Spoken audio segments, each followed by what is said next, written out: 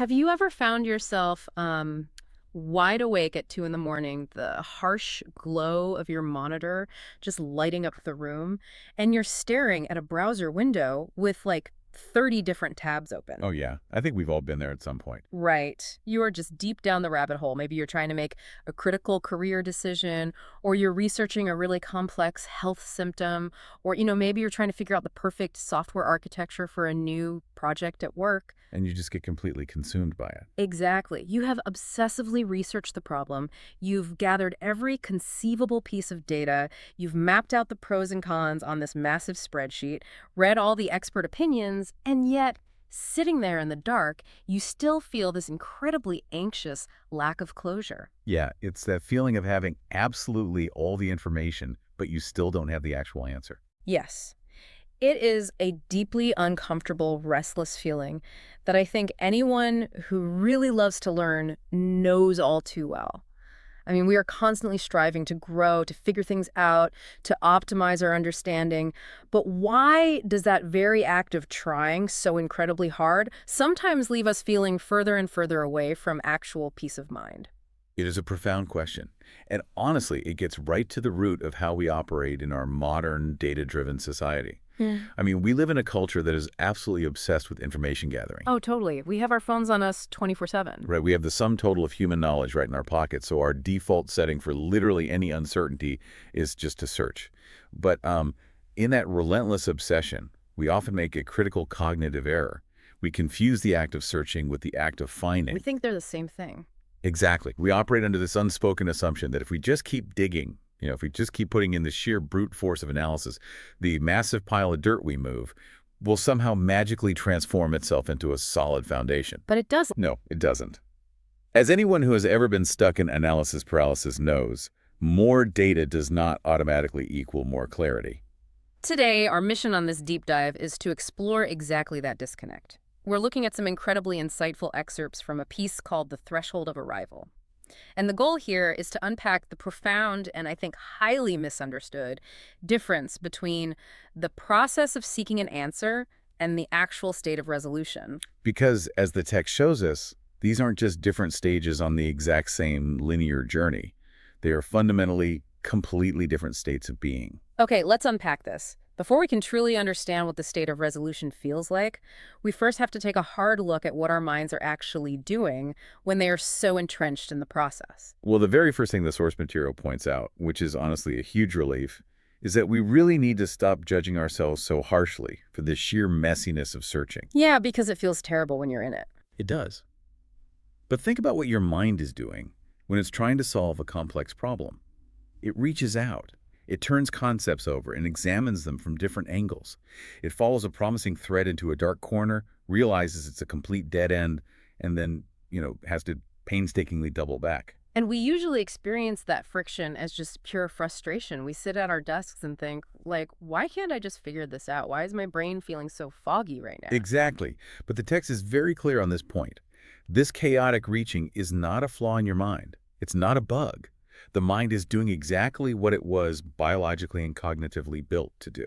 Movement is its fundamental nature when it hasn't yet arrived at a destination. That is deeply validating to hear, because when you're in the thick of mastering a new skill or trying to untangle a massive strategic problem at your company, it feels incredibly chaotic. It feels like you are just failing. But you're not failing. Right. The text argues that the process is a very real, tangible, and completely necessary phase.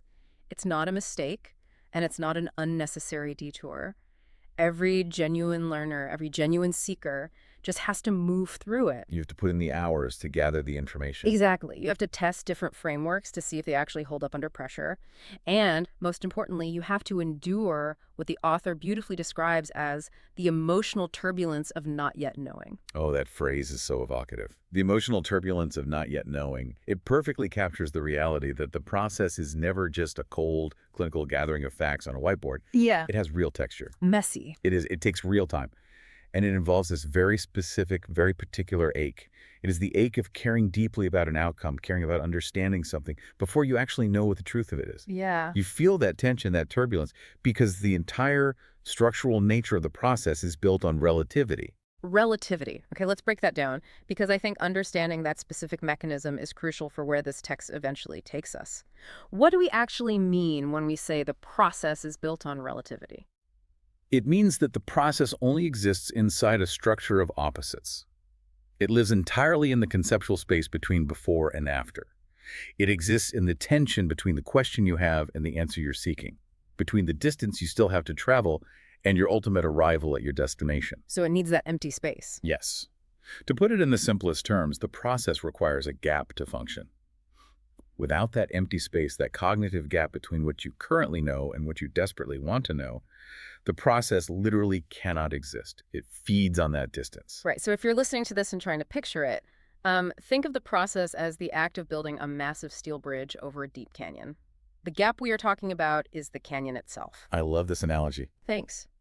So the active process of engineering, of laying the steel beams, of pouring the concrete pillars, of, hammering the rivets, that entire massive undertaking absolutely requires that empty canyon to function. Because if there's no canyon, you don't need a bridge. Exactly. Hmm. If there is no gap, if the ground is completely flat and unbroken, there is nowhere to build.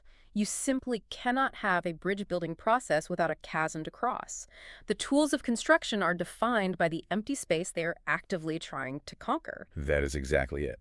And if we carry that canyon analogy forward, it explains the fundamental mechanism of why the process cannot, on its own, ever produce resolution. Because resolution, by definition, is the closing of that very gap. Oh, wow. Right. Think about the implications of that. If you successfully cross the canyon and reach the other side, your bridge building tools are suddenly completely useless. They have no empty space left to fill. They have nothing to work with. Because the gap is gone. Exactly. The process needs the gap to justify its own ongoing existence. Yeah. So there is this subtle, almost insidious trap here. The longer you remain actively engaged in the process of building, the longer you are keeping that gap alive in your own mind. Man, that makes so much sense. If the process is this natural, necessary bridge we have to build to cross over our ignorance, why do we get so completely stuck on it? We end up just living on the construction site instead of actually crossing over to the other side. We do. And the text suggests this comes down to a very specific type of societal conditioning. It's a really simple equation we're all taught from childhood.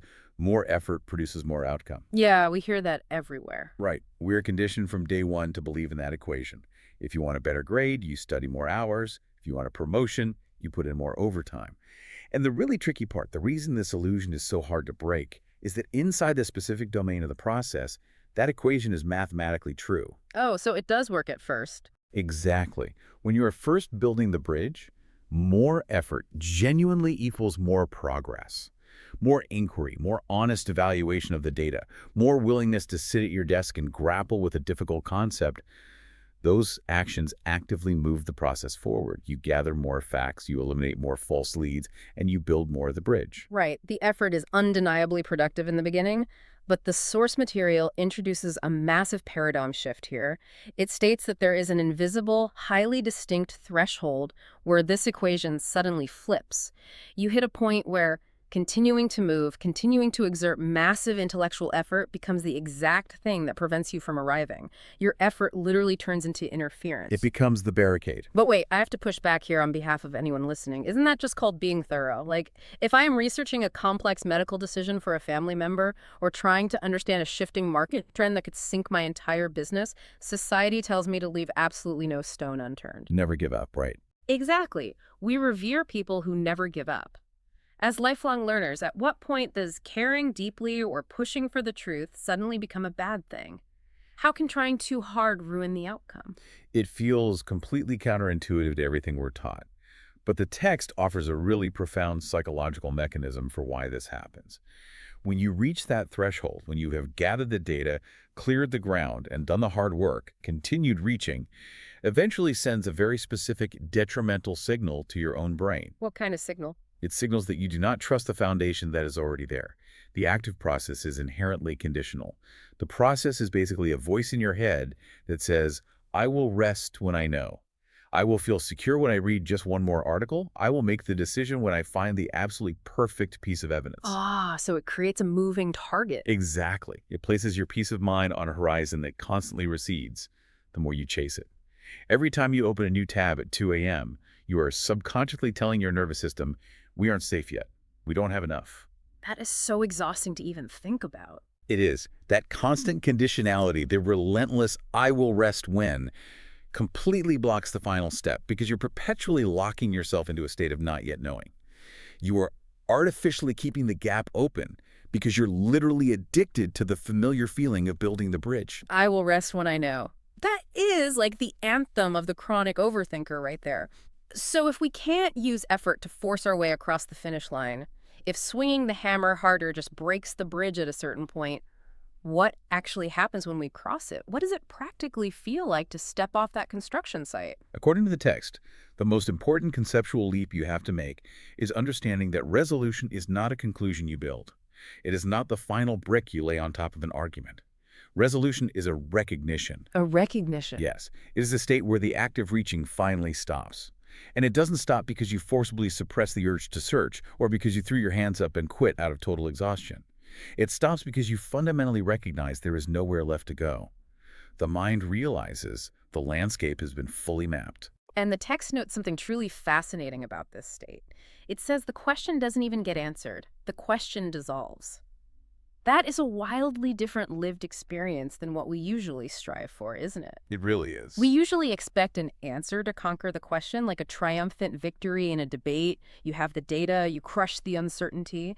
But the idea of it dissolving implies the question just loses its form. It loses its weight and its relevance entirely. Precisely. The tension just evaporates. Yeah. Something inside you finally settles. You realize that you no longer need all those individual pieces of data, all those spreadsheets and open tabs to hold the concept together anymore. You just let them go. Yeah. And this brings us to perhaps the most radical mechanism explained in the text. The deep knowing that arrives in the state of resolution was not actually constructed by your active process. It was always there, waiting beneath the loud, chaotic noise of your seeking. It's a shift from constructing a fabricated answer to uncovering a truth that your subconscious had already synthesized.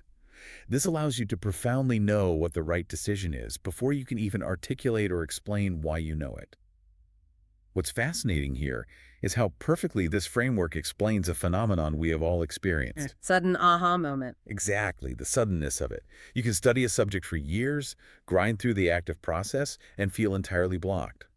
Then you're taking a shower or washing the dishes or, walking the dog, doing something that requires zero intellectual effort, and suddenly, bam, the resolution hits you all at once. The entire picture comes into focus. It feels instantaneous, even after years of grueling preparation. Here's where it gets really interesting, because I think there is a perfect, everyday visual analogy for exactly how this cognitive mechanism works. Do you remember those Magic Eye optical illusion posters that were everywhere in the 90s? Oh, absolutely. The ones that just look like a chaotic two-dimensional pattern of neon static. Yes. You would stand in the mall staring at them for 20 minutes, just giving yourself a massive headache. Oh yeah, trying so hard to see the hidden picture. Exactly. And think about the mechanism of how you interact with that poster. The harder you try, the more you fail. You can strain your eyes, you can lean in close, you can step back, you can furrow your brow, and put in absolute maximum effort. You are fully engaged in the process of trying to see the hidden 3D image. But you can't force it. You literally cannot force the image to appear through sheer effort. Your brain's active, straining focus is the very thing jamming the signal. The sailboat or the dinosaur, whatever is hidden in that static, only appears when you actually stop trying so hard. You have to relax your focus. You have to let your eyes naturally settle. You didn't build the 3D sailboat with your intense staring. Right, because the image was already printed on the page the whole time. Exactly. You just relaxed enough to finally recognize it. That is a brilliant way to ground this abstract concept.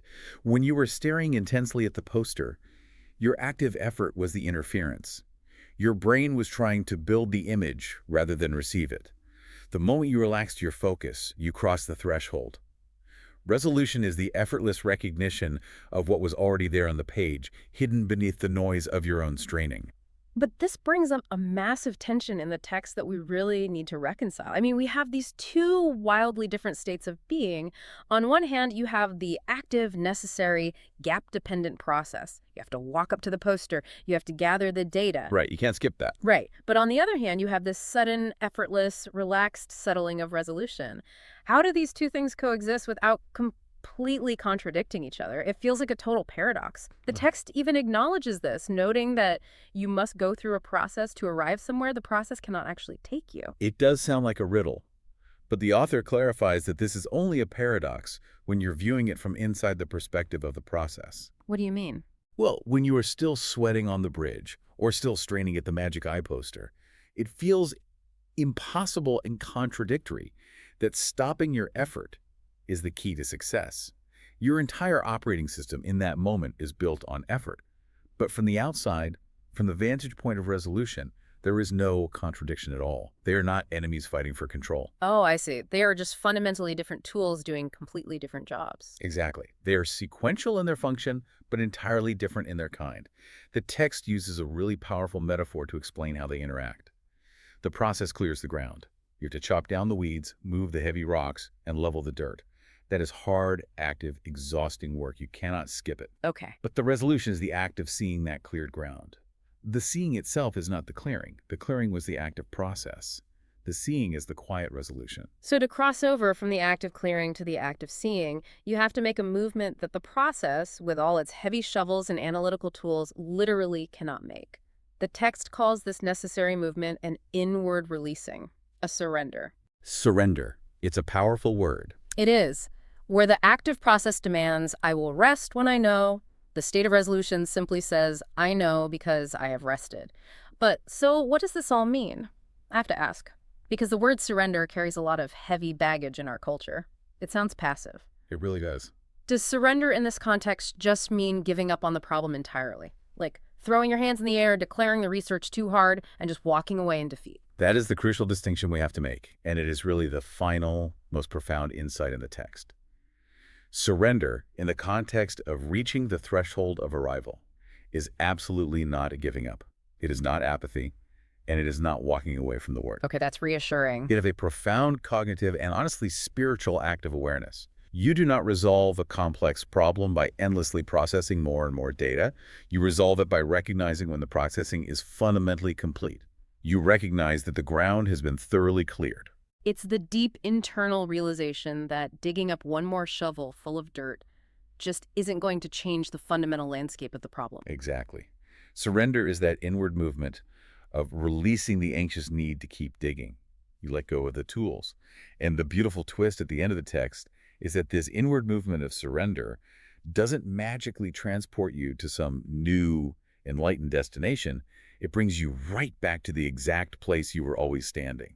You just finally have the clear eyes to see it. Exactly. You see the landscape for what it is, because you have stopped kicking up so much dust with your relentless effort. Man, this has been such a paradigm-shifting deep dive. If you're listening to this, whether you are trying to make a massive life choice or just trying to finish a grueling project at work, the core takeaway here is really about balance, self-awareness, and trusting the work you've already done. Trusting the foundation. Right. We can, and we absolutely should, honor our drive to gather knowledge. Being a learner, researching, seeking out the truth, that active process is a beautiful, necessary function of your mind. You have to build the bridge. But we have to cultivate the awareness to recognize that invisible threshold. We have to know when to stop. We have to learn to notice when our effort stops being a bridge and starts becoming a barricade to our own clarity. You cannot manufacture that final state of resolution just by feeding more data into the machine. At some point, you have to transition from active effort to quiet receptivity. You have to relax your focus, step back from the poster, and let the question dissolve. And if we connect this to the bigger picture of how we live our lives, it leaves us with a rather profound and perhaps slightly uncomfortable question to consider. Oh, what's that? Well, if our minds are inherently built for movement and searching, and if we have spent our entire lives being rewarded for our relentless effort, what happens to our sense of identity when we finally allow ourselves to arrive? Perhaps we sometimes actively avoid resolution and keep obsessively researching late into the night, not because the answer is actually hidden from us, but because we secretly fear who we will be when we are no longer the seeker. Wow. That is a heavy and completely fascinating thought to sit with.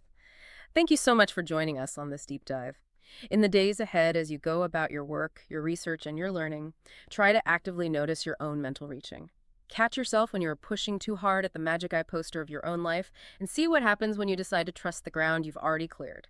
Just let your focus relax. Until next time, keep exploring, but don't forget to let yourself arrive.